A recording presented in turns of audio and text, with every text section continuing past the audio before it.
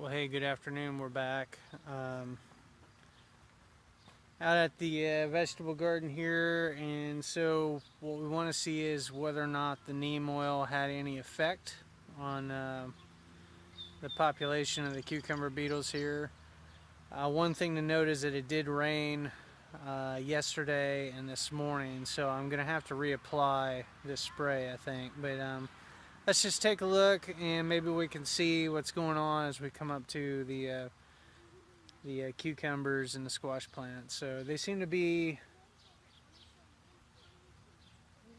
seem to be active. So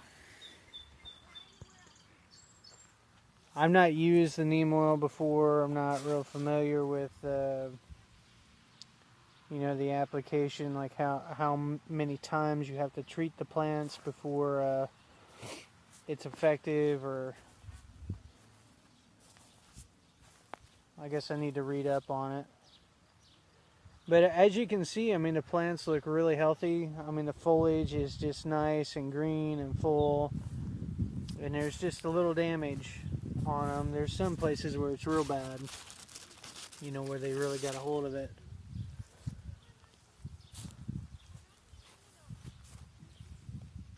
But as you can see, they're still active. I don't know if you can see those two cucumber beetles there eating the leaves. There's actually 3. So what we're going to do is mix a little bit stronger application of neem oil to that gallon sprayer there, and see if that has any impact and really coat everything. Because now that they're starting to put out flowers and stuff, the last thing we want is for the cucumber beetles to get them and not get any cucumbers or squash. Fortunately though, squash likewise don't seem to be as affected, though there are places. Here's a good example.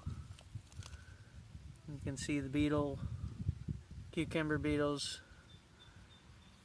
congregated there on that leaf. There's a bunch on this one. There's some on there, some on there. So it seems like the exterior leaves they're having a good time on. And then you can see down here where they hit some of the blossoms there and ended up killing them off before they could really produce. But all in all, I mean, everything's looking pretty healthy in spite of the beetle activity.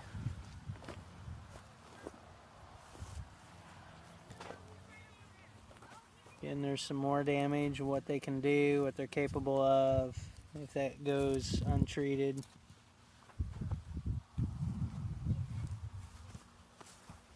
So this time we're going to go probably more like 2 ounces to the gallon and see if that has an impact. So I guess that's it for now. Until next time, happy gardening. Bye. Alright, so we're back. I just finished really coating. Hey honey, can you step away from that stuff real quick? Anyway, really coating. Daddy, tomatoes. Yeah, don't pick them. They're not ready yet, okay? Mama's tomatoes. Yeah, don't pick them, honey.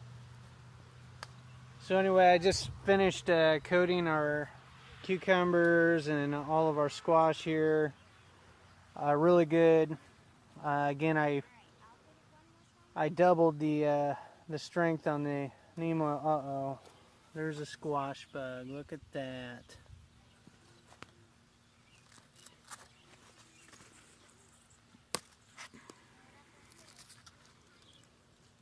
I don't like those at all. That's not a good sign.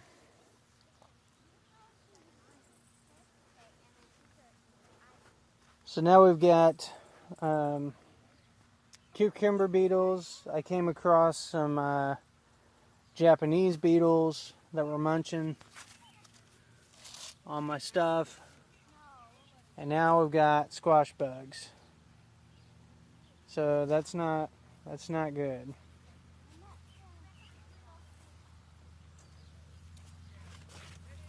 And really what that means is that I'm going to have to stay on top of this stuff. There's a nice looking squash.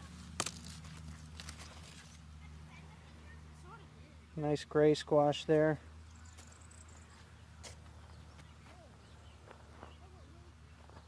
So anyway, doubled the strength of the neem oil.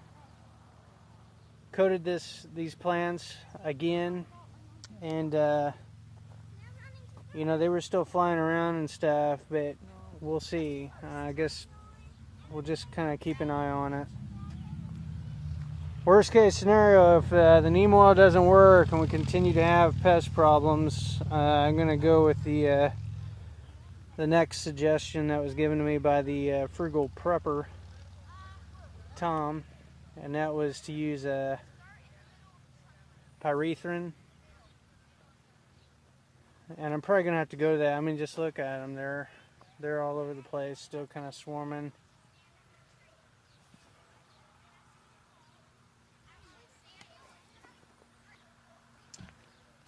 But in spite of that, we have a few blue Hubbard squash that have set.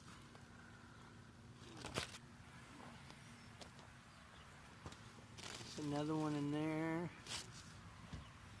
Probably 3 or 4. So we'll keep an eye on it and see what happens. Again, if any of you guys have any other suggestions that are preferably organic, I'd welcome those. You know, usually, at least my history with growing squash and cucumbers is it goes well for a little while,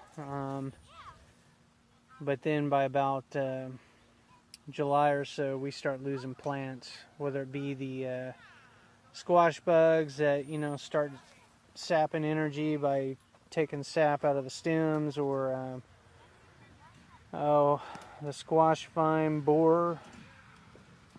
That's a little bit more insidious. What'll happen there again is, you know, the plant will look like this, all like lush and doing awesome, and then the very next day everything's wilted, where that thing has gotten burrowed into the stem of the plant and is eating it from the inside out. And the only way you can